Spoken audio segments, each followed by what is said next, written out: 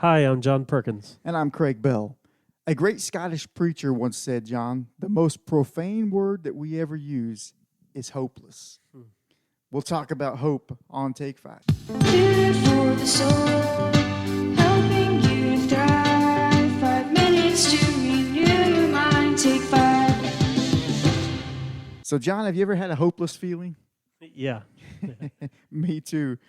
I wonder how hopeless the dad felt of the prodigal son.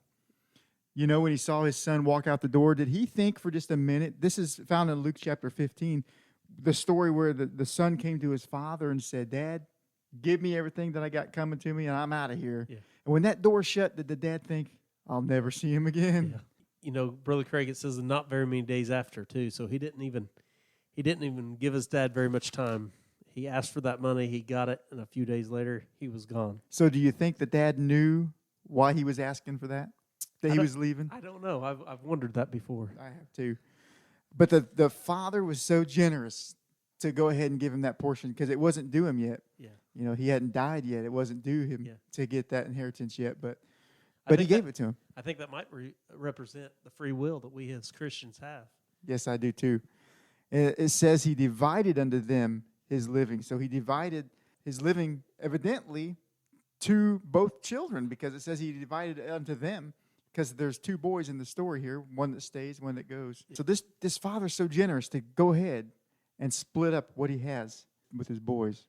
Reminds you of the love of the Father, doesn't it? Yes. How generous he's been to us. I mean, so kind to give us the blessings of daily life, the things he's given us day by day. And then after the boy took off and ran, Bible says he spent all he had. Yeah. He blew what the Father gave him, wasted it. How many times do we waste what God's given us? Yes. The thing is, Brother Craig, the father didn't know where he went, if he was going to come home, when he was coming home. He didn't know nothing. Right. But yet just waited evidently because the Bible says that he saw him a great ways off when he was coming back. Yeah. So evidently he was waiting for this boy. He had hope. Yes. I wonder how many prayers he said. I wonder how many days that he's looked out the window, walked down the road. Maybe this is the day that my son will come home. Maybe this is the day. And then probably a lot of nights he probably wondered, maybe I'm wasting my time. Maybe he will never come home. Maybe he's been killed. Maybe he's got lost. Who knows?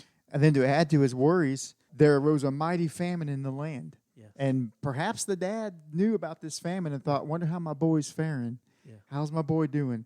And he began to be in want, the Bible says.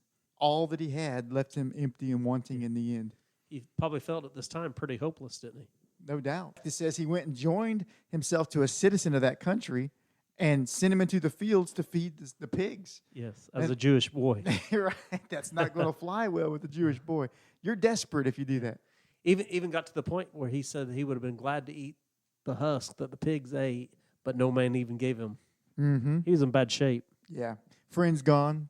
The party's over. He's broke. Yeah. When the money's gone, nobody wants to hang around. And at the whole time, his father was at home, probably worrying, but had money, had friends, had one son, had everything they needed at home. The provision is in the father's house, isn't it? Yes.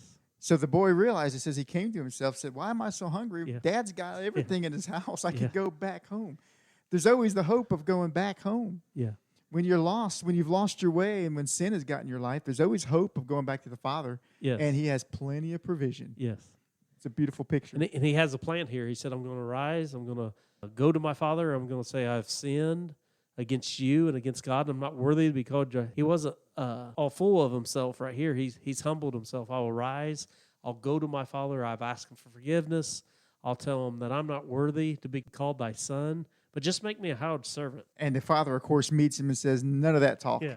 He says, get the ring, get the robe, kill the calf. Put shoes on his feet. Start the party. Yeah. My boy's home. It's all good. Yes.